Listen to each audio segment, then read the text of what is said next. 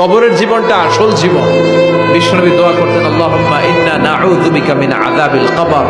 আল্লাহ, আমি আপনার কাছে কবরের আযাব থেকে পানাহ চাই, কবরের আযাব থেকে বাঁচতে চাই।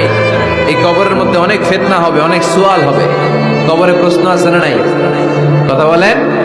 প্রথম প্রশ্ন জিজ্ঞেস করা হবে, মার রব্বুক, তোমার রব কে? বলেন, আমাদের রব কে? ওয়া মা দীনুক, তোমার ধর্ম কি? বিশ্বনবীর চেহারা দেখিয়ে বলা হবে, তাআরিফু মান হাযা রাজুল, এই লোকটারে চিনো? আমরা কি বলবো? আমরা চিনি, উনি আমাদের প্রিয় রাসূল মুহাম্মদুর রাসূলুল্লাহ সাল্লাল্লাহু আলাইহি ওয়াসাল্লাম। এরপরে জিজ্ঞেস করা হবে, এগুলো কোত্থেকে শিখলা? আমরা বলবো কোরআন থেকে।